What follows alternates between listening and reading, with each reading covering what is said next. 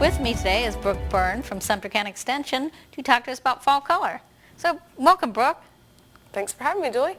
How do we add some instant color to our fall gardens? Well, one thing you can do is plant annuals.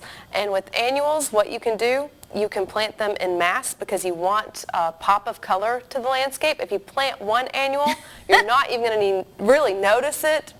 So if you plant them in mass, it's definitely better. You want to put them in areas where you want to draw points of interest. So by your front door in a container, maybe even plant them in the ground. Say if you have a statue you want to draw some interest to, you can put them in front of your garden statue. Now there's all different types of annuals that can add fall color. One is plume flower. It's also called celosia. Those are the kind of the comb-looking ones that are red? Yes, they are. And they come in lots of different fall colors. So they come in red, they come in orange, yellow, and purple. And again, plant them in mass so you get a lot of bang for your buck. Petunias is another plant that you can plant right now, and they come in lots of fall colors as well. So there's quite a variety of annuals that you can plant. Are pansies considered fall, or are they spring? I'd almost say they're more winter. Okay. Now, if you're thinking of winter gardening down the road a little bit, you want to go ahead and plant a lot of your winter annuals, which are some of the ones that I've described. You want to go ahead and plant those in October. It gives them a little bit more time to establish in the ground. Mm-hmm. They've got kind of a month that's getting a little bit cooler, but warm enough to where they can really get their roots into the ground.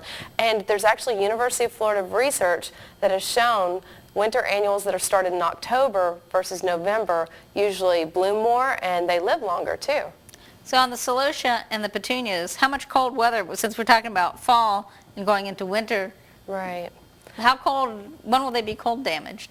Petunias, they'll make it all the way, through a freeze. Not a severe freeze, I would say, 30s is about the max. Hopefully we're not having a winter like last year. Yeah, exactly. And, one thing that you can do, though, is you can plant those in a container right near your front door and then bring them inside. Pansies can take it very, very cold, so they can take it up to about 5 degrees. One of my favorite fall flowers, which is a little bit unusual, and I can never sure how to pronounce it, is a cleome. Mm-hmm. Is that how you pronounce them? They get real tall and they make great container plants. Cleome, actually. Oh, okay. Mm-hmm. I knew I didn't pronounce it right. And we actually called them spider plants. But there's so many different plants that they call spider plants. So cleome, and they come in purple, pinks, and whites too. And they give you some nice height, as I remember. They grow. At least the ones I had were always like 2 feet tall or something to give you some variety. They can get even taller. So how about any new plants that you have to recommend to give us some color? I love the sweet potato vine. There's one called Sweet Caroline sweet potato vine. It's got these really big, dark-shaped, or I should say dark, heart-shaped leaves, and it will grow like crazy for you. So you'll have to give it some haircuts if you want, or you can put it in an area of your garden where, say, you want a ground cover.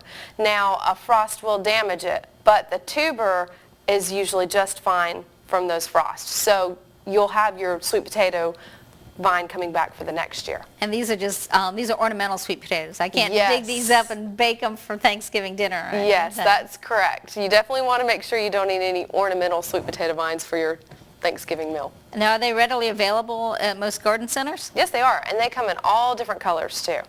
Great. So what's blooming now? What's in our early fall gardens that might be blooming now?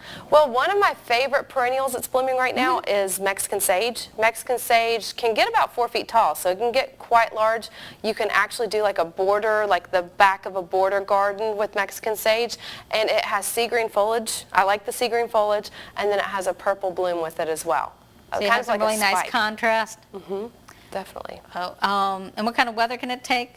Oh, it can take hot, dry conditions. Okay, but it still works into the cool weather as well? It will. Well, if we get a freeze, it will knock it back. So that's one that's good for color right now, in the early fall, late summer. Once we start getting into winter, if we do get a freeze, it will get knocked back. But it will come back every year. What about, you talked about annuals. What about trees? Are there some decorative trees that, I know my neighbor's golden rain trees blooming. Mm-hmm. So I guess those are coming in now. But what are some other trees that are good for fall? And when can I plant them? Okay, those are some good questions. A lot of people don't realize we can have a little bit of a northern fall here in Central Florida. You got to select the right trees. For instance, Chickasaw plum and redbud, when they drop their foliage, which they will here in Central Florida, it'll be almost a purpley color. So you'll get a little bit of that fall color. Crepe myrtles are another good one. Biloxi crepe myrtle, that's a certain cultivar. So if you're out crepe myrtle shopping and you want something that drops its leaves and has a pretty orange color, that's the way to go, is the Biloxi crepe myrtle. And they always usually have some pretty bark too to add some interest to your Yes, garden. so I'm nuts about crepe myrtles. Oh, that's true. They bloom in the summer, then you get the fall foliage, and then you get the winter bark. So they're great, you know, most of the year. So, and how should I go about planting these trees? Is there any tips or about, you know, should I just go to my garden center, get a tree and slap it in the ground when I get it home? Well, what you want to do is you don't want to plant a $100 tree in a $10 hole. So I heard that expression once. You really want to pay attention to how you're planting that tree, because you want that tree to live for years and years and years down the road. So the best thing to do is to actually take and dig a shallow hole. You want about 10% of the root ball sticking out of that hole. And then you want to plant it a little high. And this may seem too high to most people, but it's actually proven that most people actually plant trees too deep. So you want to plant it slightly higher. Then you want to do the hole about 2 to 3 times the size of the root ball. And you want to backfill with natural soil. You don't want to go and buy potting soil. You don't want to go and buy topsoil to fill that hole back in. Why not? You want that tree to grow out, and you want it to establish in the natural soil. If you put potting soil or topsoil down, if it prefers that, the roots are going to stay in that area, so they won't spread out. So if you make it too nice of a home for it, it won't get out and spread its wings, basically. Right, exactly.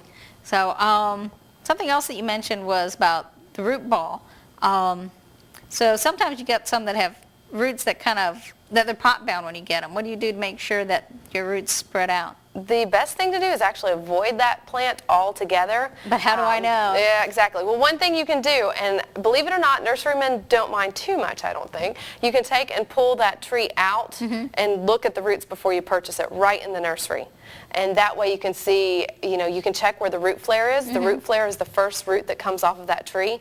You want to make sure that you see that root flare, and you want to make sure that you don't have circling roots. If you do purchase a plant with circling roots, because they're quite common, you can actually take a really sharp shovel and you can take an inch off all the way around that potting hole. Or, I'm sorry, not the potting hole, the root ball, right, before you put it in the potting hole.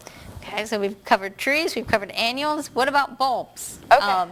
You know, a lot of people, they move down from up north and they think they want to have, you know, daffodils and hyacinths and all those kind of things. Right. Do they grow here? Believe it or not, daffodils will grow here. Not all the daffodils, though. One variety in particular is called Carlton. So you can plant Carlton right now. It's not going to bloom for the fall, but it will bloom, say, around December, January time. And there's also amaryllis. Those are commonly given as a Christmas gift. But once you plant them in your Florida landscape, they're going to bloom in the springtime. Okay, well, great. Thank you, Brooke. You've given us a lot of tips for how to add color to our gardens.